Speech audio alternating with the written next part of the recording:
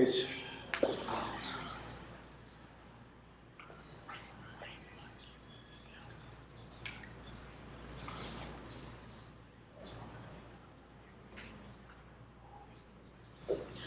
أعوذ بالله من الشيطان الرجيم. بسم الله الرحمن الرحيم. الحمد لله رب العالمين، بارئ الخلائق أجمعين، باعث الأنبياء والمرسلين، ثم الصلاة والسلام على أشرف الأنبياء وسيد المرسلين، حبيب إله العالمين، أبي القاسم محمد. اللهم صل على محمد وعلى آله الطيبين الطاهرين الذين أذهب الله عنهم الرجس وطهرهم تطهيرا. اللهم صل على محمد وعلى محمد. واللعنة الدائمة على أعدائهم إلى قيامة يوم الدين.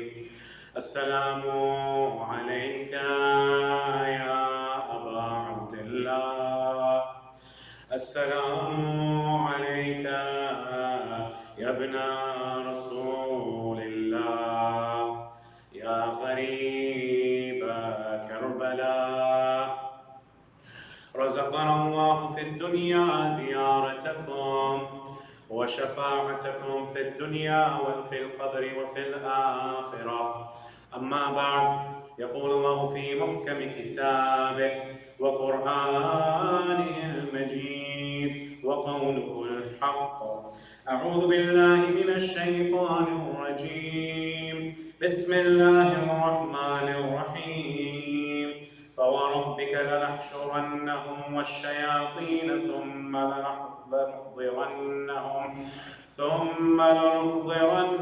حول جهنم جثيا، ثم لننزعن من كل شيعة أيهم أشد على الرحمن عتيا، ثم لنحن أعلم بالذين هم أولى بها صليا، وإن منكم إلا واردها كان على ربك حتما مقضيا، ثم ننجي الذين اتقوا ونذر الظالمين فيها جثيا.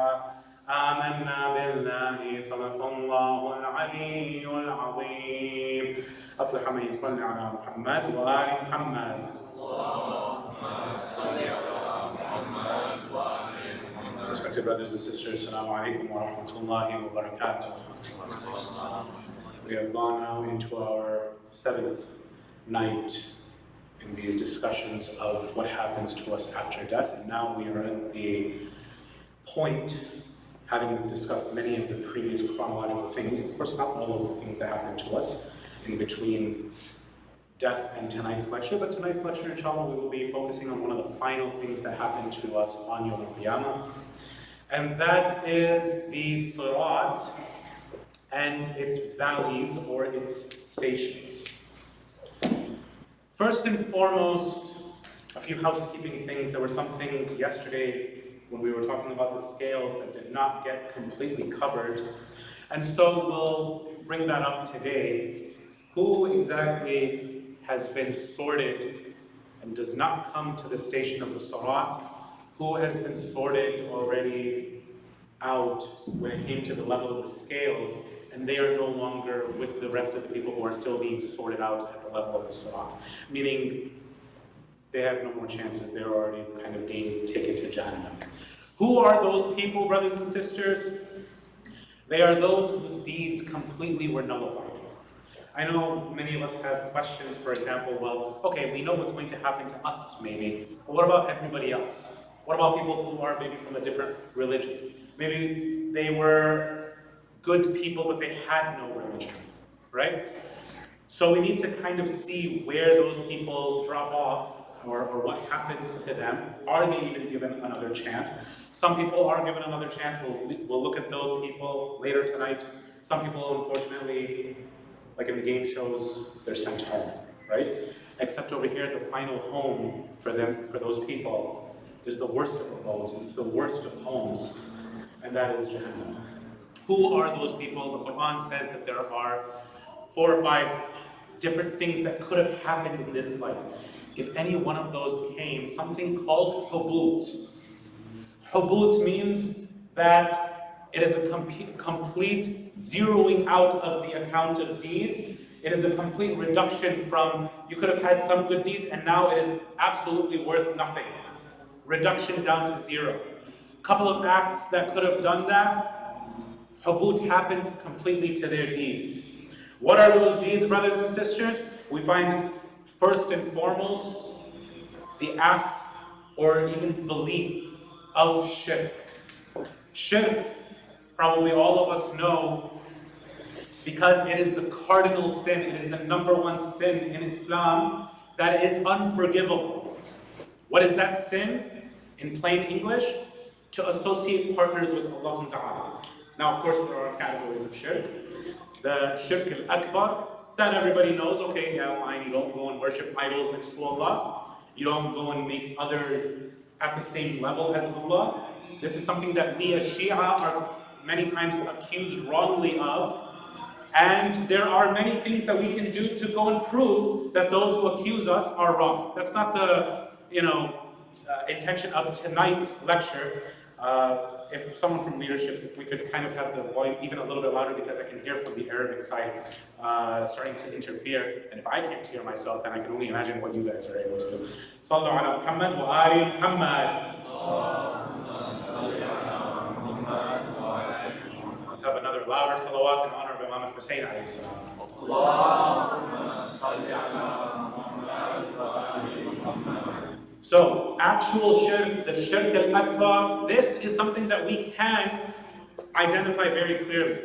For us maybe, we who are the elites, we know that we're not doing shirk, at least in that sense. We need to be a little bit more aware of shirk al-khafi, the hidden shirk.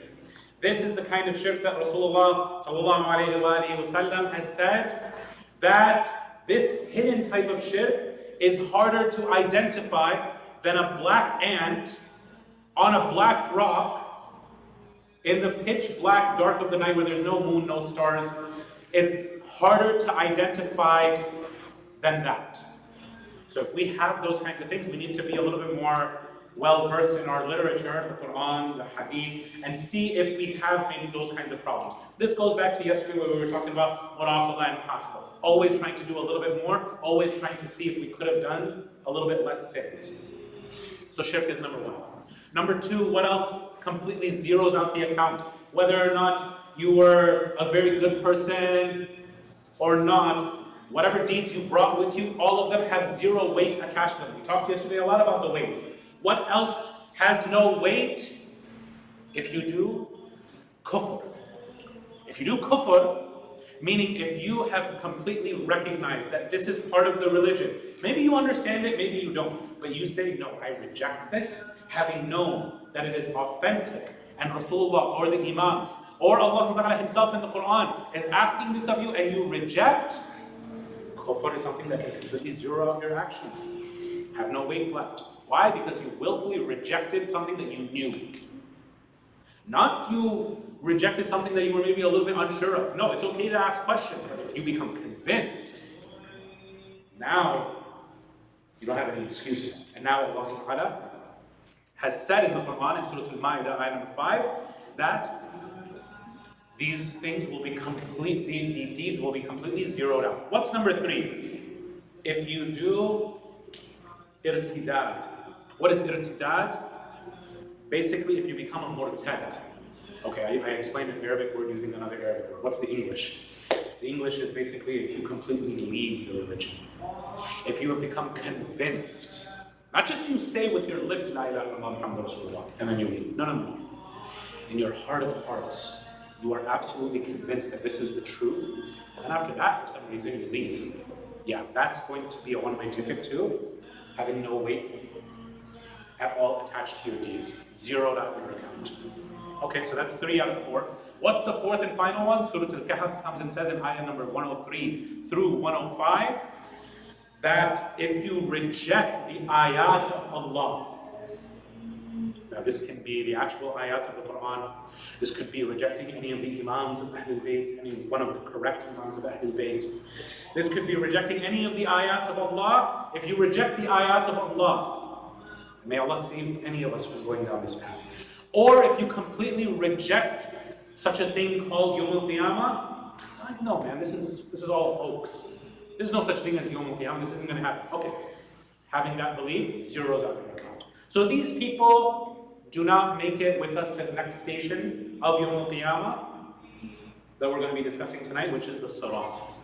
Those people do not make it. They don't have any good deeds.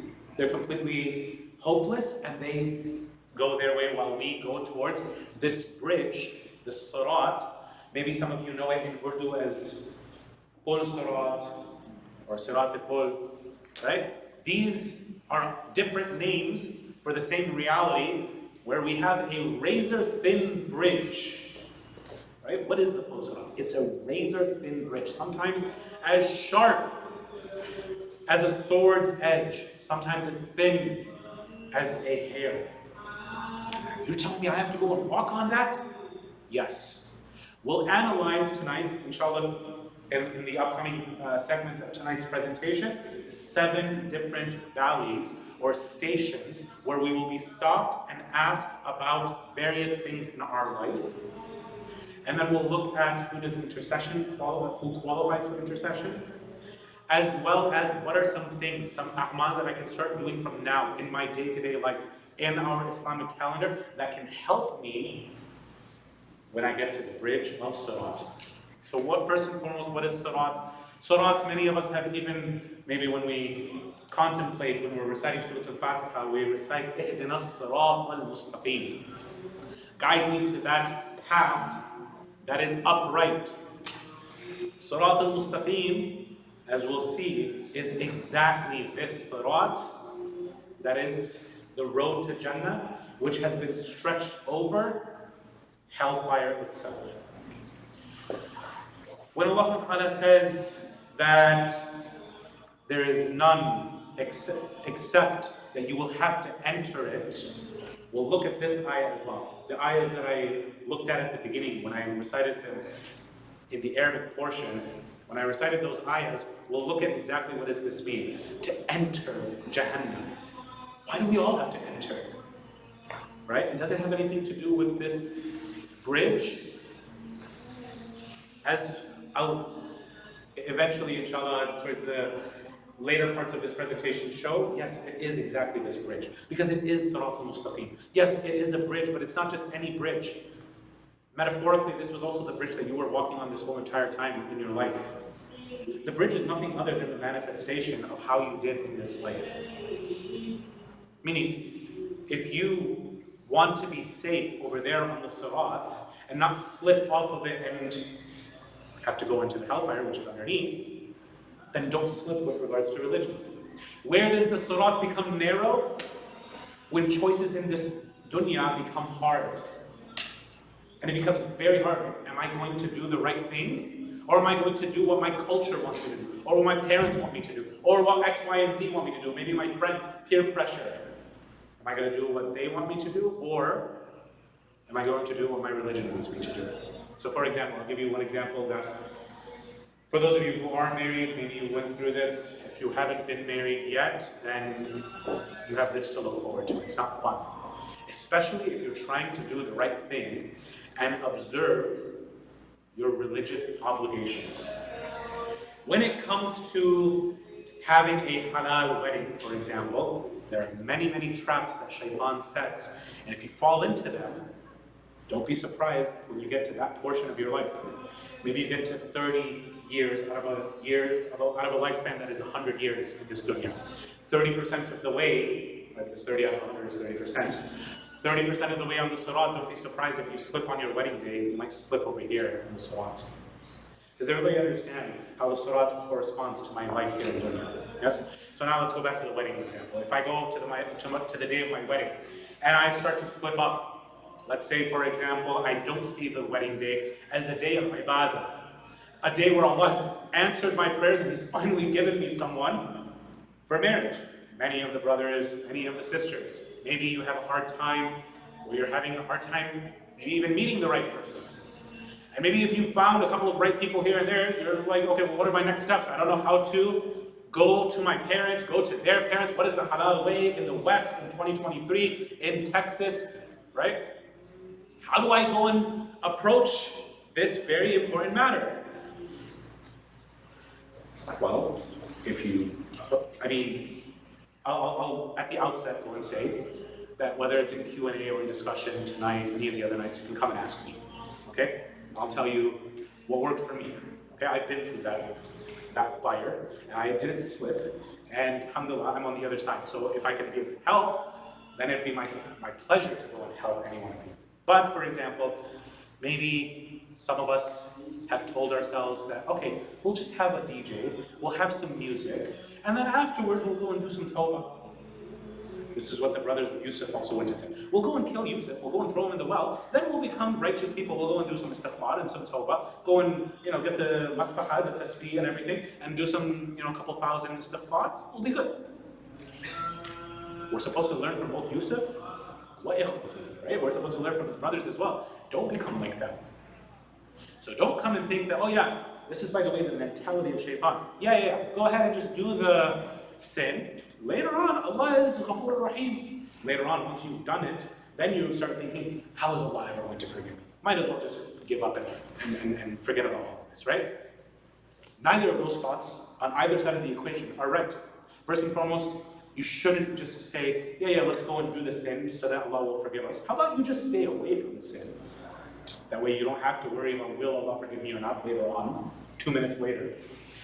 And then in that situation of 2 minutes later of forgiveness, don't ever become despondent of the mercy of Allah. Allah will forgive everything, as long as you ask for forgiveness. Okay, so now you come to the wedding day, and for example, maybe it's not your parents. Of course, all of our parents, mashallah, they're the best of the best, right? Maybe it's the parents of the other side, or some aunt and uncle who are like, your cousin's wedding had dancing. What will people say? This phrase in Urdu, I'll go and say it, ye log kya kahenge, is probably one of the most detrimental statements in the youth's life. Now, for those of us who have evolved past this statement, and we're like, who cares what my cousin will say, what my chacha and chachi will say, who cares what my uncle and aunt will say? I care about what Allah will say, I care about what baby Zahra will say, I care about what Uthman ibn Abbas will say, I care about what Rasulullah sallallahu alayhi wa sallam will say. Sallu alayhi wa sallam.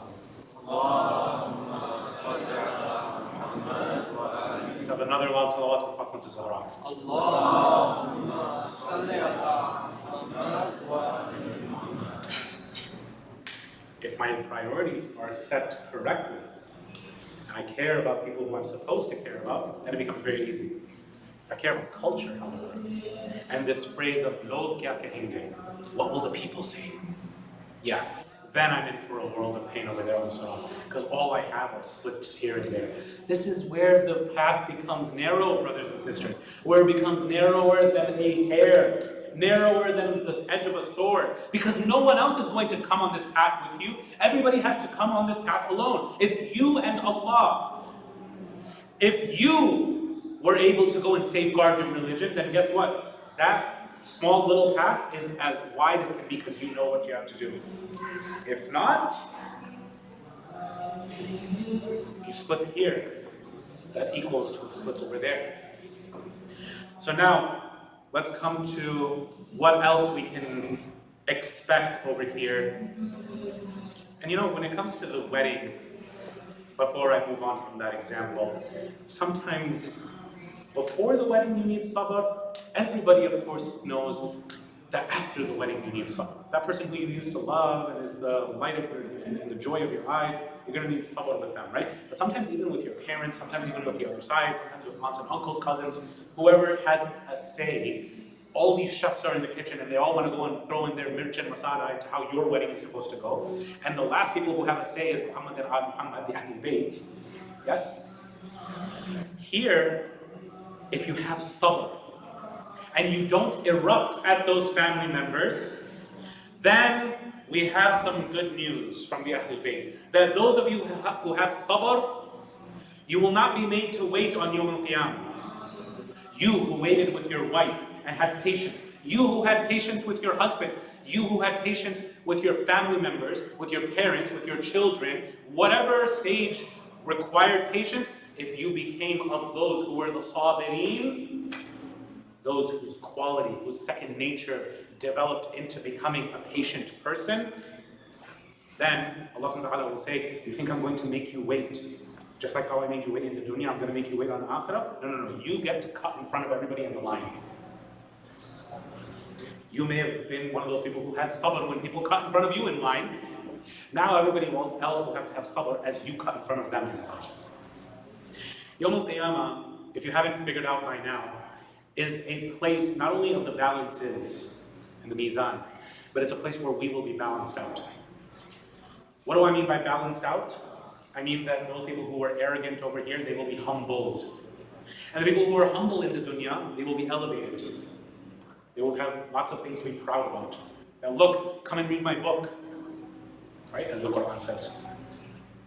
It's a day of opposites, where things that were out of balance over here will finally be put into check over there.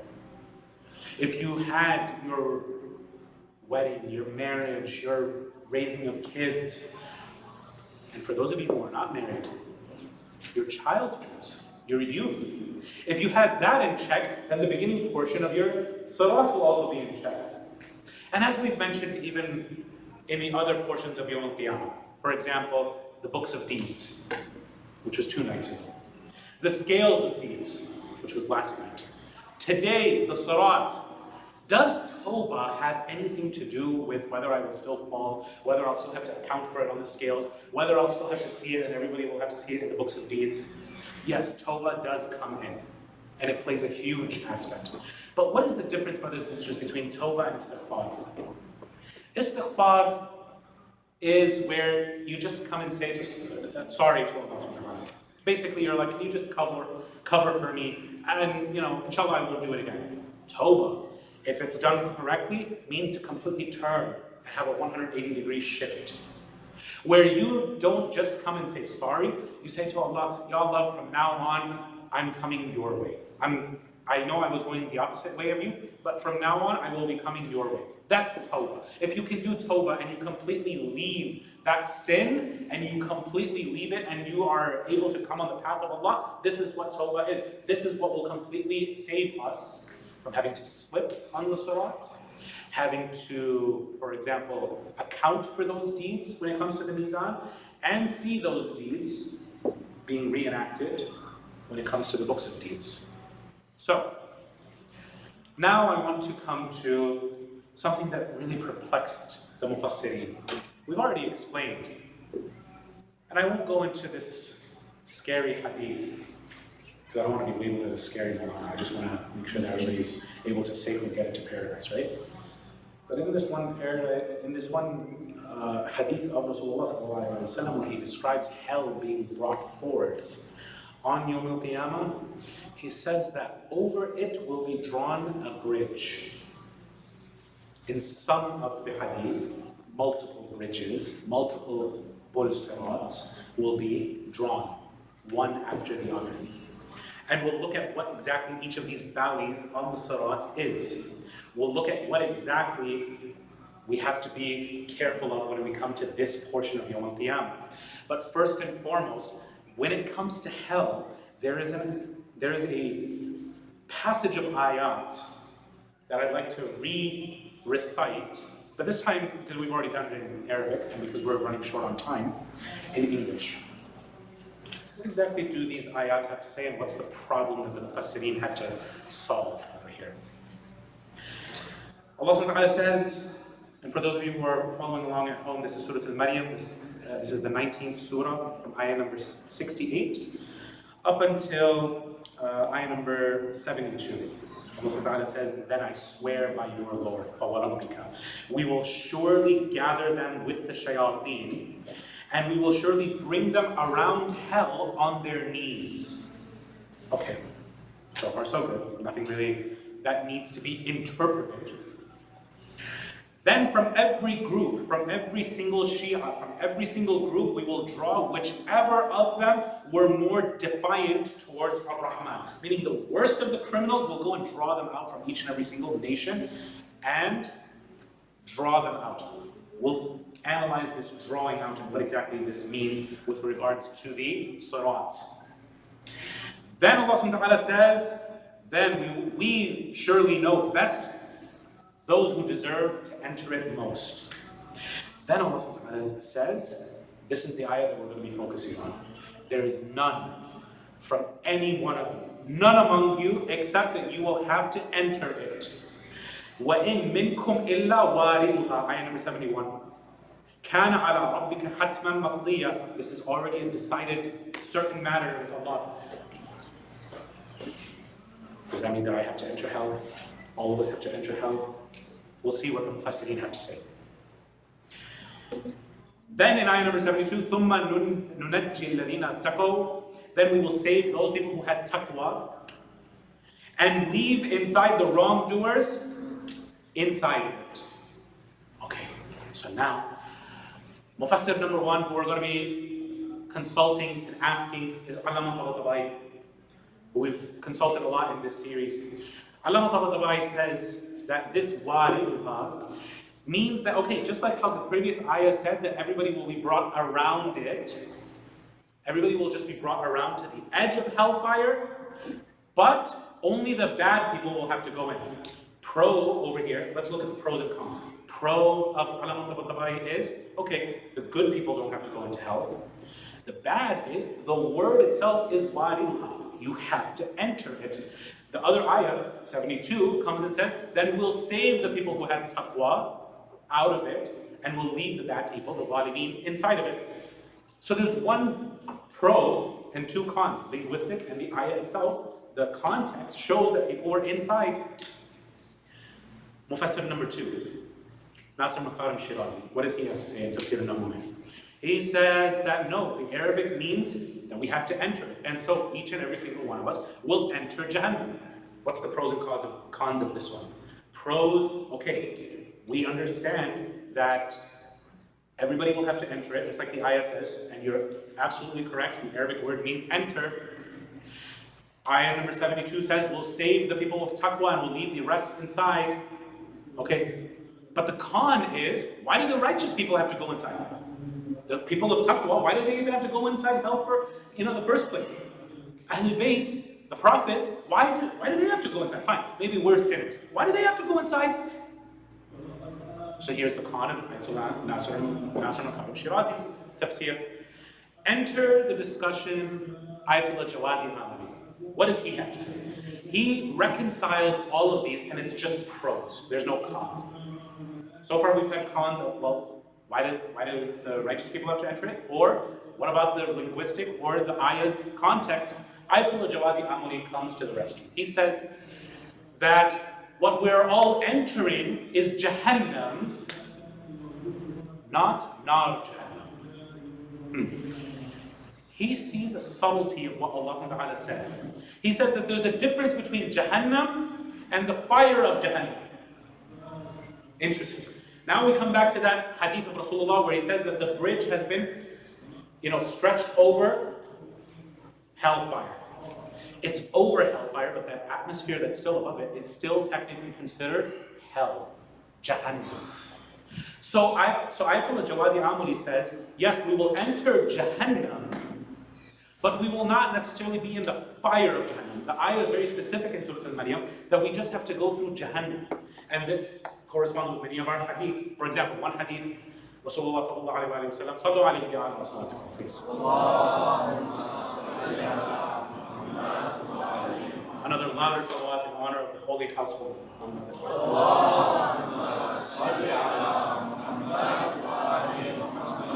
Here we see that the Prophet narrates a hadith where he says, people who are in Jannah will be asking, didn't Allah promise us that we'll have to go through Jahannam?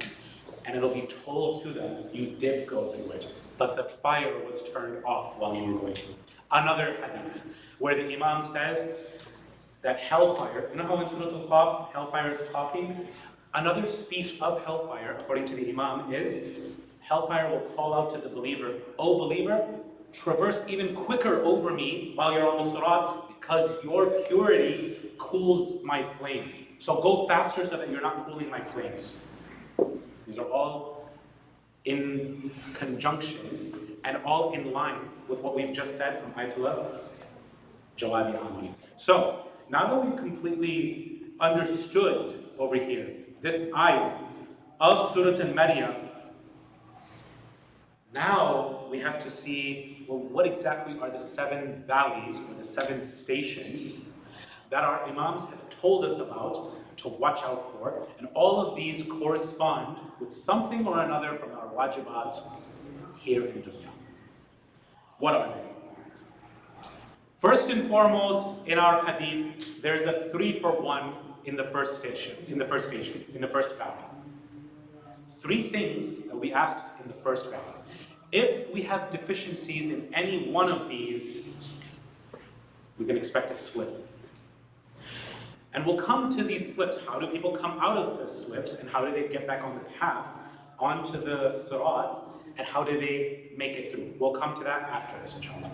But the first of these stations of the Sirat, according to our Imams, is Silatul Rahim, meaning being kind to your near family, especially your parents. And we'll focus a little bit more on this when we come back to the station by station breakdown. Number 2, still we're on station 1. We're still at this first valley. What else besides the Silatul Rahim? Any amana that was given to you, meaning any trust that was given to you, how did you handle that trust? Number 3, the wilayah of the Ahlul Bayt, salawatullah wa salamu alayhi. So, go ahead. Even louder salawat for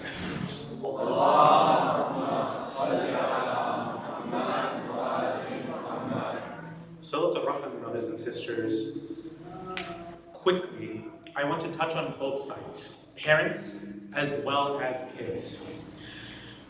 Yes, we as kids have to be good towards our parents.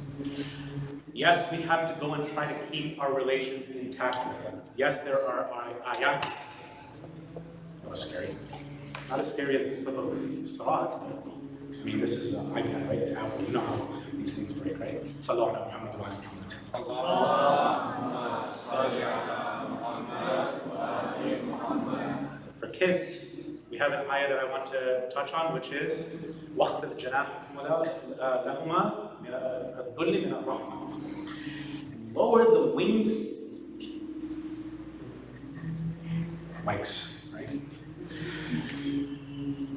When we have our parents, we have to go and lower the wings of rahmah towards them. This is an idiom, and I want to go and touch on this just a little bit so that we understand what exactly this idiom means.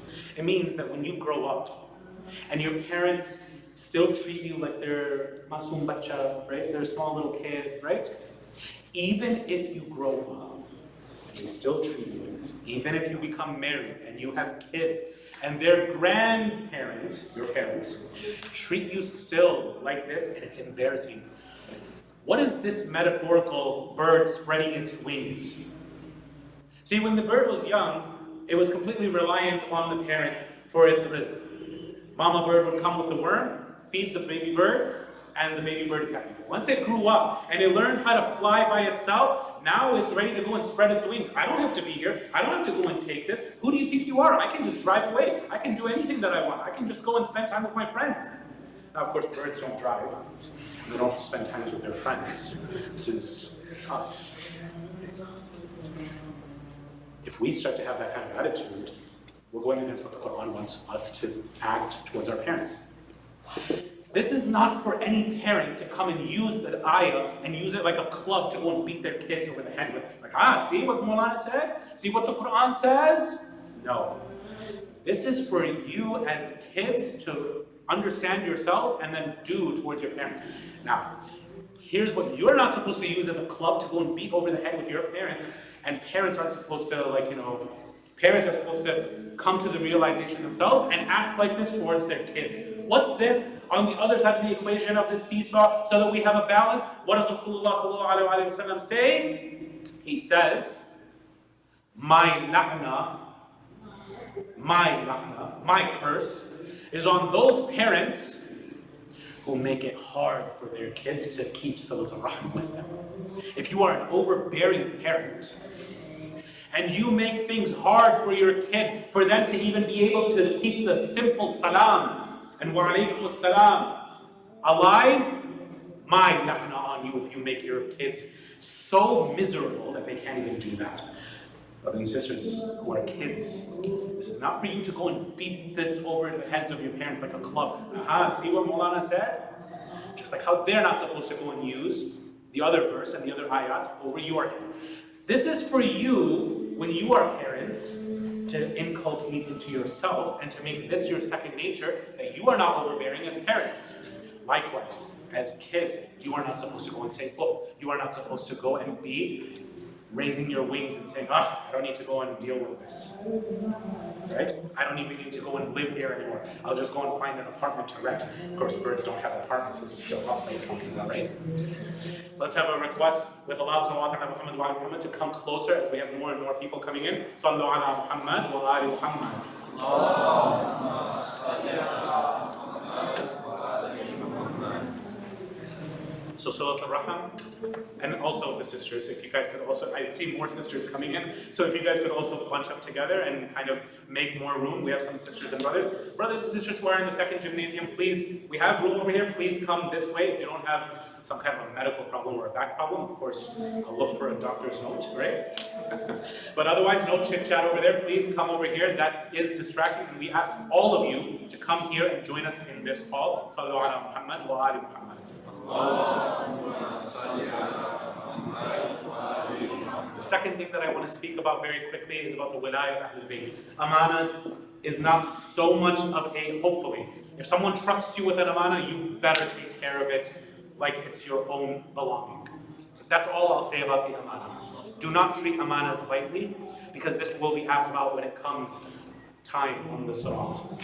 But that third thing in the first valley is the wilayah of Ahlul Bayt. This is something that we see in many of our hadith where Rasulullah ﷺ says that no one can pass on the Sirat unless they have a document stamped with the love of Ali ibn Abi Talib and the wilayah of Ali ibn Abi Talib.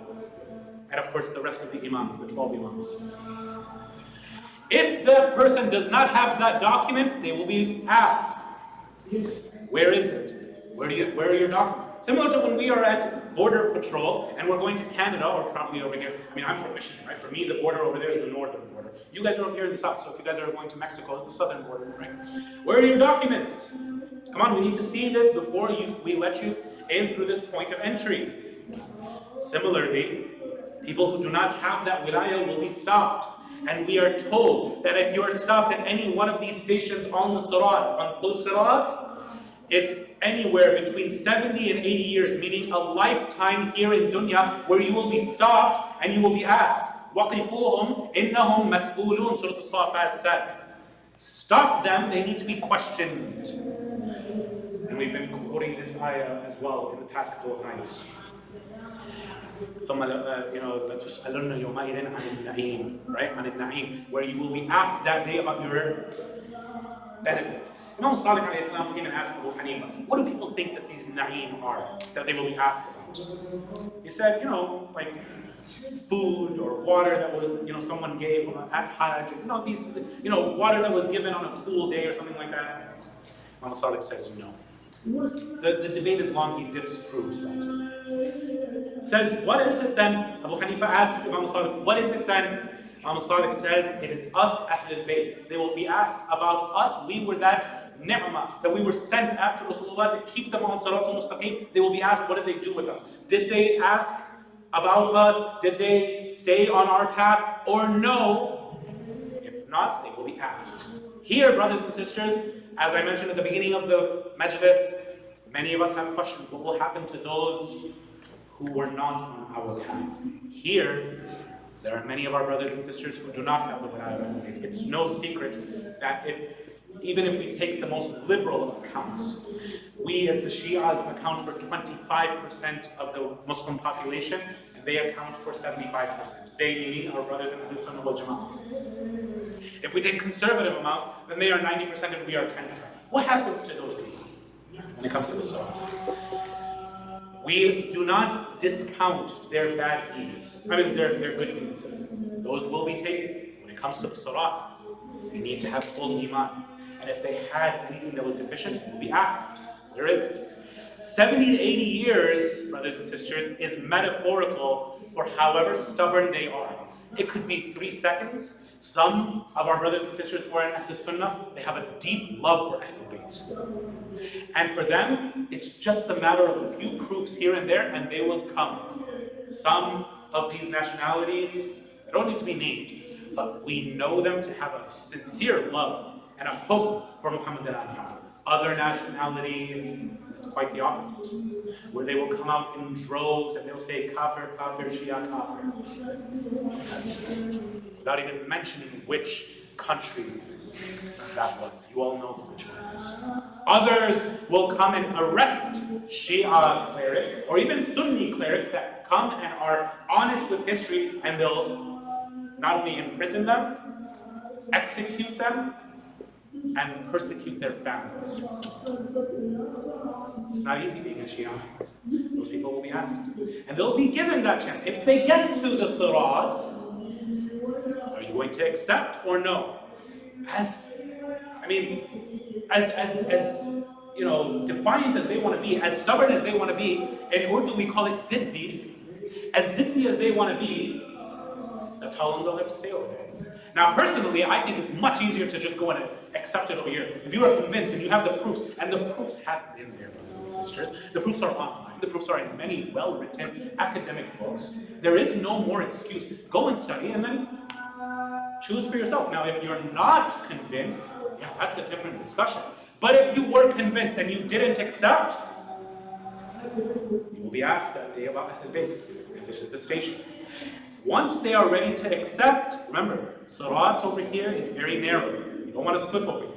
Can you stay? Can you stand on that little hair? Can you stand on that edge of a sword for 70 to 80 years? I wouldn't wish that on my worst enemy. But what's reality is reality, and I can't change that. What's the second valley? After the first valley we said was Silatul Rahim, Amanat, and the Wilayah of Ahlul Bayt. The second valley is namaz, salah. Many have this understanding that the first thing that will be asked on Yawm al-Qiyamah is the salah. And at another station, yes, that's true, but salah will come back to haunt some of us. Did you do salah? Did you have qada? If you knew you had qada, did you do those qada? If you had some kind of a deficiency in your wudu, did you ever come back and ever do those years of qada? Did you treat salah as something that was important?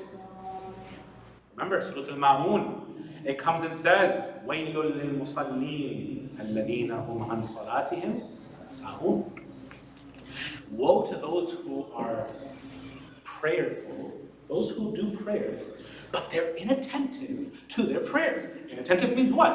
What, that you just leave it to the last moment? That's one meaning, yeah, to do it completely qada. Another meaning is that you just completely make up your own thing and you call that salah.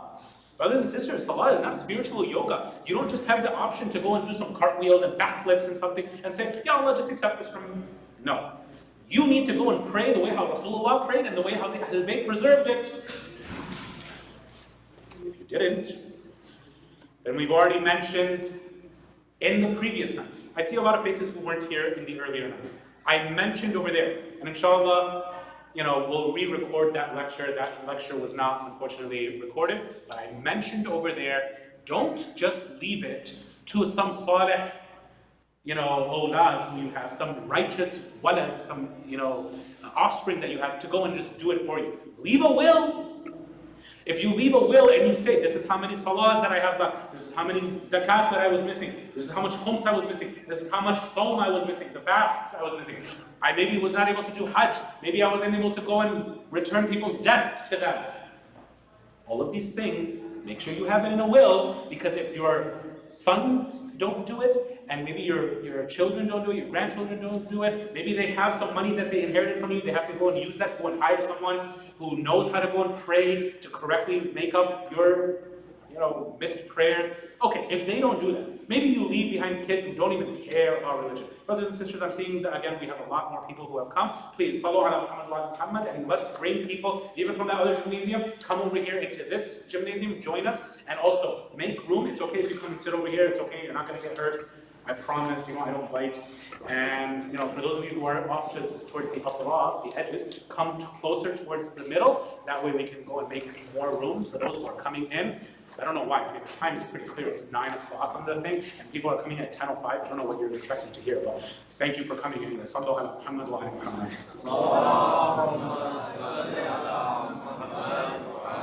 So what was I talking about? I was talking about Prophet Ibrahim or something, right? I'm just kidding. It's Salah.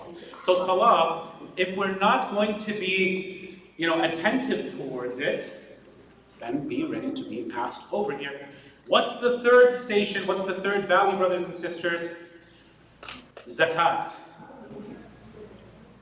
And by the way, zakat, most of the time in the Quran, it's a categorical term. It also encompasses what Surah Al-Anfal, ayah 41, calls khums. So if you had something missing in your zakat, which is on 8 things, go ahead and just look it up online. What 8 things are zakat due on? It's not the time or place for this majlis.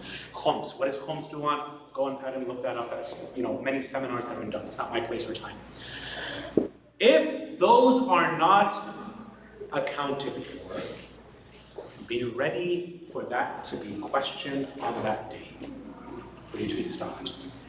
Brothers and sisters, there is a huge problem that Surah Al-Baqarah acknowledges that the Muslims will have. The Muslims, more than the Jews, more than the Christians, will have a problem with money.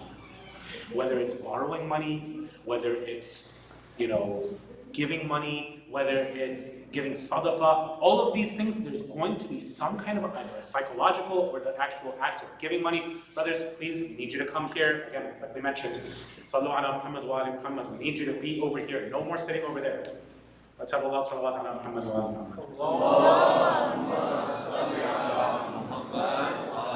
Muhammad. Yes, we mentioned that these things, zakat, money, it is a hard thing for the Muslims. Be sure that you are not one of those things who fall into Shaitan's traps. If you fall into Shaitan's traps, what have we been making the allegory of? If the Sirat is Sirat al-Mustaqim over here, as soon as you slip off of Sirat al-Mustaqim and you go into the traps of Shaitan, or you go into the traps of dunya, what is that the equivalent over there? You're slipping off of the Sirat over there into what?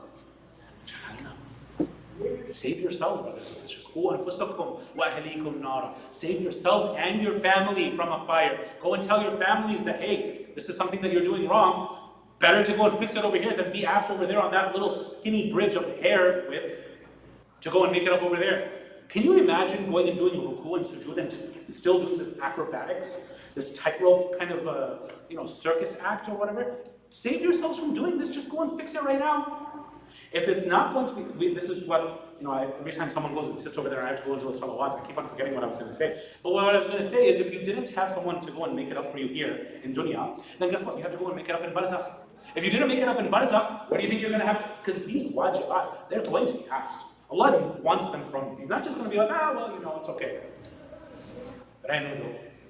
Let it be. No. Allah subhanahu wa ta'ala is going to ask for it on the Sirat. You're not getting into Jannah unless you give that to Him. So it's better right now, while there isn't a fire underneath us, while there isn't an angel who's looking at us, hey, you have 20,000 salat to go and make up. Just do it now. What are you going to miss? Call of Duty? You're going to go and miss, what are the other games that you guys play? Fortnite? Right? Astaghfirullah, how does Mulana know this? These things, if they become your distractors, and you're not focused on that long term, just get to that destination. Just get to Jannah. It's a few things that Allah's asking you for. These few stations that He's going to come and ask you about. If you just go and take care of it over here, you don't have to worry about it over there. But this is the trap of dunya. Where too many things are shiny, you have a start point and you have an end point on the racetrack. If you can just keep your focus from the beginning of the racetrack to the end of the racetrack, and remember that your goal is the end of the racetrack, and stop looking at the cameras flashing and some things like a shiny penny that's on the floor. Can you imagine how stupid someone would have to be in the Olympics to go from, to go to the Olympics and run in these huge, whatever, meter dashes. Someone like Usain Bolt, and he sees a shiny penny on the ground. Wow. Can you imagine he stops and he picks that up? This is the equivalent of what the angels look at us. They're like, you got distracted by this? Are you kidding me? You have Jannah. You got distracted by some dunya thing, like going and earning things, maybe in a haram income. Sometimes that penny might be glued and stuck to the ground. Some of us, we might be going after rizq, and it's not happening for us. Let Allah take care of the rizq. You worry about your religion. Rizq, Allah said, is in my hands. You take what's in your hands, which is your religion, and you meet me. I'll meet you over there. So now, zakat was valley number 3. Valley number 4, Sawm, fasting. If this is something that's deficient, guess what? We're going to be asked about it. Number 5, Hajj. We need to do Hajj, brothers and sisters. There's one wajib Hajj. Even if you read these hadith, which are valid. Visiting Imam Hussein is the equivalent thawab of 1,000 Hajj and 1,000 Umrah. Fine, but that's the thawab. You still have to go and do the wajib thing. You still have to go and do the wajib Hajj. Who is Hajj wajib, my brothers and sisters? The mustati', the one who can, both with health and with wealth, make it.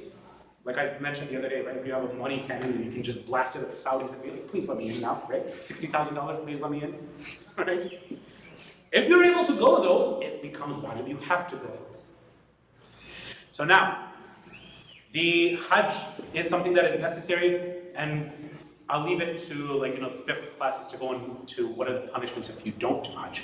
These are the things, by the way, brothers and sisters, these are not anything new to us. Oh my God, wow, I had to go and fast? I had to go and do zakat. I had to go and pray. These are things that we've been learning since Sunday school. Now I'm telling you where that thing will finally come back to bite you if you were negligent.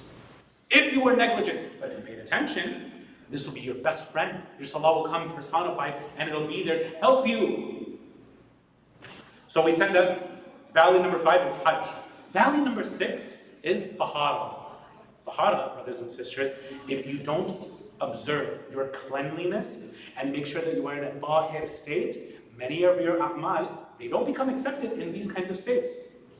Brothers and sisters in that other gym, again, please, no more sitting in that gym. You need to come over here to this gym because over there, too many people come and do chit-chat. So we need to come over here. For those of us over here, please, let's also move a little bit forward. They might see over here that there's no more room, so we need to show them that there's room. Please come a little bit forward, and it's okay if you squeeze yourselves a little bit, if you're sitting in a little less space, but we need to make room for these brothers and sisters who are just coming. Sallallahu ala Muhammad wa ala Muhammad.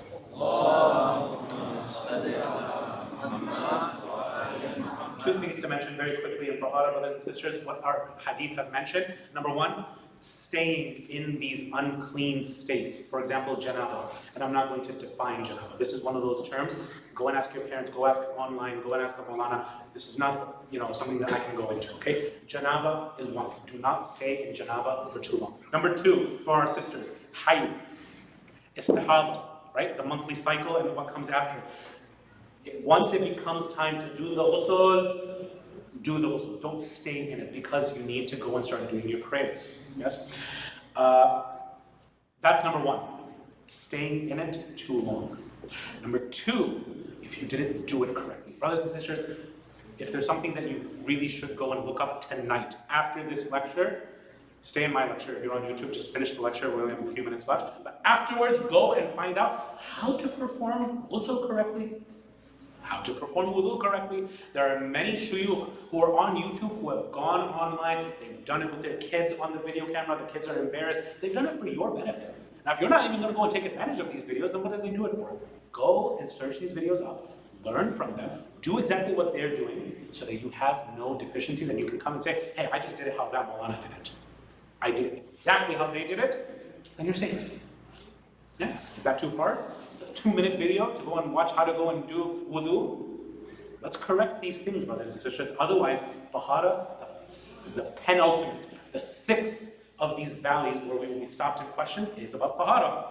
And finally, brothers and sisters, rights. Madhalim.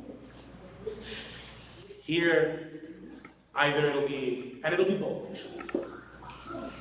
Either people will have deficient the huquq that were due to Allah, or the huquq of ibad. What do these Arabic fancy terms mean? It means the rights that were due towards Allah, and the rights that were due towards your fellow man.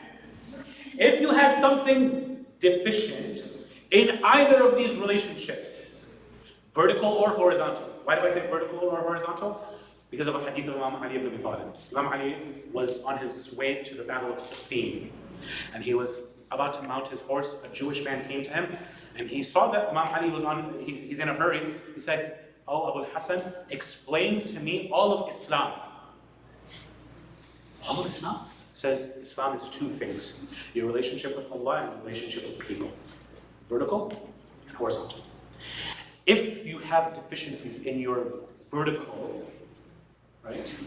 Let's say you did your salah, you did your this and that, but there's still something deficient in your relationship with Allah. Inna rabbaka labil mirsad. Your Lord is waiting at the ambush. He's waiting to go and confront at that final stage. If you come through all of these other valleys, finally you will have to go and deal with Allah. There were some huquq, some rights of Allah that you had to go and make sure you were doing.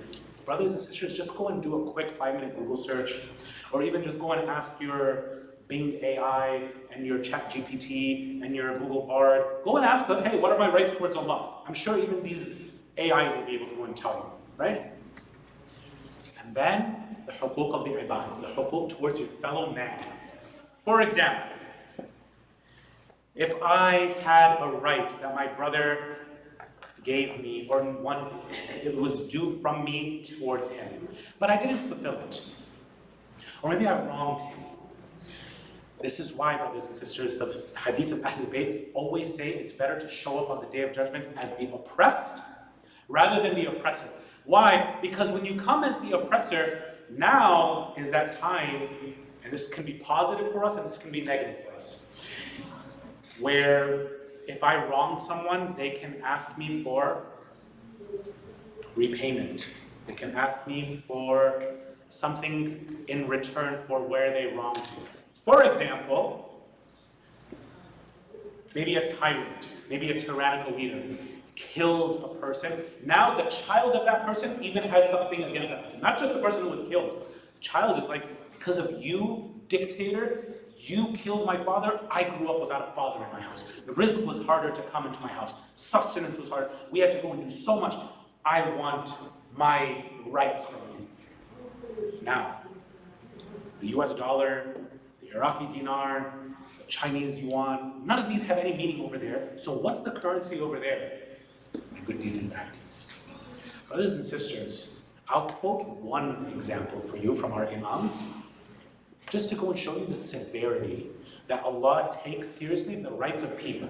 For example, Allah subhanahu wa ta'ala says, if you usurped 1 dinar, 1 gold coin, 1 dinar is equal to 10 dirhams, 10 silver coins. 1 dinar, if you stole that, on the Day of Judgment, at that 7th and final valley, on the Sirat, what's the payment? What's the exchange rate? 7,000 accepted salahs. 7,000 accepted namaz. Now me, hopefully, inshallah, I even have 7,000 accepted namaz this year. That's like a year's worth of prayer. I only lived, some people, they have a life of like 20 years, some people 30 years, some people 70, 80 years. Are you ready to go in for a single dinar? Go and give that up? Be very careful with your relations to each other. If you have something that you know, that you, maybe when you were young, you stole, you did not do right by that person, what can you do right now? Right now, go and try, this is why even before you go to ziyarah, before you go to hajj, try to seek those people out and ask for forgiveness from them. If you ask for forgiveness from them here, you won't have to worry about it over there. That's number one. If they don't give forgiveness, or maybe they've died, maybe you can't find them, they moved somewhere else, go and take some sadaqah, take some charity, and give it on their behalf. That way when they come and they say, hey, you stole, I didn't know that you stole it from me, and it was something so trivial, you can go and say, I went and put $5 in the donation box. It's okay. I went and calculated what was the worth of that What do you guys care about? Pokemon cards? I calculated the worth of that Pokemon card that I stole when I was young. I went and put the value of that into the sadaqah. It's in your name. I don't have anything to do with giving my good deeds for you. Brothers and sisters, safeguard your good deeds. Don't just let them be easy picking for anybody. How do they become easy picking? If you have a lot of people who you wronged. If you were rude to people. If you were, just making fun of people. If you went and really wronged people. If you were the oppressor in any way, then the oppressed person who you wronged, Allah will give them the chance to come back and ask for what they are deserving. Rights, brothers and sisters, are just one of the things that was violated on the 10th of Muharram. We see that many of those who died... Oh, I'm sorry, there's still one more thing. With your permission, brothers and sisters, if there's one more thing that I can... A hopeful thing. Give me a loud salawat if I'm allowed to continue.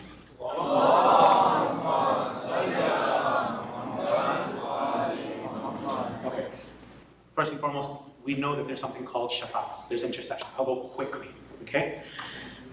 Who is eligible for shafa'ah? We're going to look at Surah Al-Muddathir, ayah number 38 through 48. They ask, what threw you into succor? They will say, we were not those who prayed. We did not feed the needy.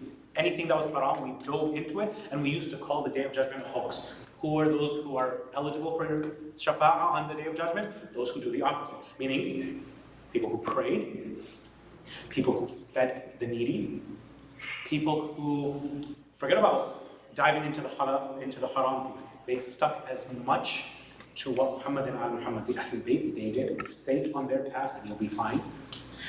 And finally, don't call the Day of Judgment a hoax. Consider it a reality. Why do you think I'm doing this series of the Ma'ad, where we've started with death, then Barzakh, then Yawm al-Qiyamah, then we'll go into Jannah and Jahannam, so that it becomes real for all of us. Don't call this a lie. Realize that all of these things are real. They will happen to each and every single one of us, just as real as we are all here today. So, who does Shafa'ah go to? The Ashab al-Yamin. We already discussed who are Ashab al-Yamin in depth. It's not who everybody thinks. We discussed that in the 5th lecture of this series. And the people of the right are the people who are the true followers of the Imams. And Shafa'ah, brothers and sisters, is not for everybody. Think about it like this. If you have a cane, think of Shafa'ah as a cane, a walking stick, a cane. A cane helps someone who had 2 feet that were working. But now maybe they have some deficiencies, they have some health problems or whatever, and now they need a cane. It's not going to help someone who only has 1 foot and the other foot, he's hobbling along with that, peg leg or something like a pirate. It's not going to help him. He needs to have 2 full legs, and then that cane can go and help him. Can you imagine someone with 1 foot and a cane? How's that person going to walk? Therefore, brothers and sisters, when you are constructing your body over there, don't leave anything with holes or deficiencies or the ugly look. Make sure that everything is taken care of over here so that all those salahs can be constructed into a good, well-shaped person. And finally, what are those a'mal that help us on the salat? Very quickly, and then we'll commemorate Hazrat Qasim, inshallah. On the night of 1st of Rajab, these brothers and sisters, you can do this on any 1st of Rajab, but you don't know if you have any more 1st of Rajabs left. Listen to this and take this to heart. For those of you who want to go and take out your phones and write this down, or you have a pen and paper, write this down. Between Maghrib and Isha, on the night of the 1st of Rajab, meaning the night of the month that just ended before Rajab, there's a 20 rak'ah thing, meaning in 2, 2, 2, 2, like Fajr. Up until you have 10 of these, right? 10 times 2 is? 20. Cool. You guys can down your math. So in these 20 rak'ahs, what am I reciting? 1 time Surah Fatiha, 1 time Surah Al-Ikhlas. What is the reward if I do this 20? In that night of the 1st of Rajab, between my Maghrib and my Isha prayers, what's the reward? Me and my family. You and your family will be saved from the punishment of the grave, and you will cross the bridge of Sirat like lightning, without any accounting, without any questioning. All these stations, these valleys that I just said, namaz, zakat, salat al-raham, amanas, all this and that. Now there's a deeper discussion. I want to have that discussion with you in the Q&A, but we don't have time right now. All of these things, you can avoid the questioning Just do some of these a'mal that the Prophet and the Imams have taught us. Number 2, fasting for 6 days in the month of Rajab. The reward is, on the Day of Judgment, you will be at peace and you will be able to walk on the bridge of Sirat without account. Can you fast in the month of Rajab, 2 months before Shahr Ramadan? Can you fast 6 days? Yeah? Easy? Or too hard? If it's hard, God help us. But 6 days I think is easy, right? They made it easy for us. Finally, number 3, the final thing. Going to the ziyarah of the man buried in Mashhad. Who's buried in Mashhad, brothers and sisters? Imam Ali ibn Musa Rama. Imam Rida alayhi salam says that if you visit me in my life or in my death, I will come in your time of need at 3 junctions. The final of those 3 junctions is when you need help at the Sirat. This is, by the way, how, when we slip into the hellfire, we call on those imams who are on the sidelines. We call towards Rasulullah. Can you give me a hand and pull me out? They will pull you out. You will be saved. You will come back out.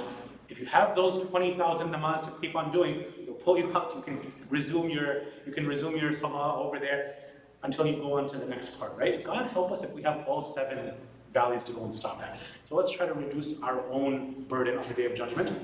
But now, brothers and sisters, on the 10th of Muharram, there was one such personality who had attained all of these wajibat, and he had moved on. He could see these realities of barzakh. He could see these realities that the Prophet had promised. Such a young, beautiful, handsome boy, the son of Imam al-Hasan alayhi salam, by the name of Al-Qasim. Al-Qasim, our sources tell us, our authentic sources tell us, that he was somewhere between the age of 14 and 16. Young, beautiful boy. Imam Hassan alayhi salam on his deathbed told him, "Oh my son, you will be my shabih. You will be my representation that day on Yawm al-Qiyam, on the Yawm of Ashura, of Karbala, when your uncle needs help, don't let me down." You find that every single person from Ahlul Kisab, from the Panchtan, everybody had someone to represent them. Someone who looked like them, someone who was there to remind everybody of them. Whether it was Rasulullah, his likeness was Ali al-Akbar. They all used to say that when we wanted to remember the face of Rasulullah, we would look at the face of Ali al-Akbar. When it was Fatima al-Zahra, Zainab came and gave that final aman and delivered that trust to Imam Hussein. When it was Imam Hassan alayhi salam, it was Qasim. When it was Imam Ali alayhi salam, it was Abbas, the son of Amir al-Mu'mineen. And for Imam Hussein, he himself was there. And some, maybe they say, to represent Imam Ali, it was Imam Hussein, and to represent Imam Hussein, it was Abbas. Whichever way we want to take it, all of these 5 had someone to represent them. Imam Hassan sent Qasim to go and represent him. But it seems, brothers and sisters, on that day, on the 10th of Muharram, when he came and he asked Imam Hussein, "Please let me go and fight in that Maidan, in that battlefield for you," Imam Hussein said, "My son Qasim, perhaps your mother will become alone. You remind me of my brother Al-Hassan. You remind me when we were kids, you look so much like him too. What a loss it will be for me if I lose you, Ya Qasim. You are so young. Please don't go." Qasim is disheartened and he goes towards his mother and says, "Mother, it's time for that letter of my father, Imam Hassan. Give me that letter so that I can give it towards my uncle, Imam Hussein." Ramla, the mother of Al-Qasim, gives him the letter. He goes to Imam Hussein and says, "Oh uncle, I didn't want to have to do this, but please respect the letter of my father, Imam al-Hassan, your Imam and my Imam." Imam Hussein kisses this beloved letter of Imam Hassan, his older brother, his Imam. And he says, "Assalamu alayka ya Aba Muhammad." Peace be upon you, O father of Muhammad, O Hassan. He opens the letter and he sees that Imam Hassan has said, "On that day when you are alone, O Aba Abdullah, O Hussein, don't bar my son from joining you. Don't let him not have that honor of defending you in Karbala. Let me also have some honor so that I can say to our mother, Fatima al-Zahra, that I also gave my kid, I also gave my son in the way of your cause." Imam Hussein alayhi salam says, "O Qasim, if this is what you want, I have nothing further left to say. My Imam Hassan, has already spoken. You have my permission." Qasim, it is said in the Maqtal that his armor used to dangle off of him because he was too young. His sandals were too big for him. He went in, and someone from the enemies of Allah went and sent his sons. He had 7 sons, brothers and sisters, that day that he had prepared in the art of war to come and fight and kill Ahlul Bayt. These 7, one by one, from the oldest to the youngest, he sends to try and defeat Qasim. He says, this should be easy for you to go and defeat from Banu Hashim, a 14-year-old, a 16-year-old. One by one, he dispatches each and every single one of them towards Jahannam. And Qasim has now enraged this father of the 7 boys. The father himself comes out and Qasim kills him, but Qasim is injured. Now that Qasim is injured, his armor and his sandals are disheveled. He bends down on his horse to go and fix his sandal. One of the enemies of Allah comes and hits him over his head. As he is distracted and he is fixing his sandal, he hits him at that moment. And he succumbs to these wounds and he goes and says, "Assalamu alayka ya amma ya Aba Abdullah." Imam Hussein alayhi salam, all of the maqatil, they come and say that he came and he dove in like an eagle and he fought off the killer, Amr ibn Sa'ad. Not Umar ibn Sa'ad, Amr ibn Sa'ad. He came and he killed, he struck him at his elbow and he dislodged his arm. The people from Umar bin Sa'ad's army came to help Amr and they tried to defend him, but unfortunately for him, their horses trampled the body of Amr, and Imam Hussein, after the dust cleared, he was seen mourning at the head of Qasim and saying, "May Allah kill those who killed you, O Qasim. Now I don't even have that final piece, that remnant that could remind me of my brother Al-Hassan." And he curses those who killed Al-Qasim. "Ala la'natullahi ala al-qawm al-zalimin, wa say'alamu alladhina zalamu ayya munqalabin yanqalibun, wa say'alamu alladhina ayya munqalabin yanqalibun." Brothers and sisters, raise your hands in dua. These tears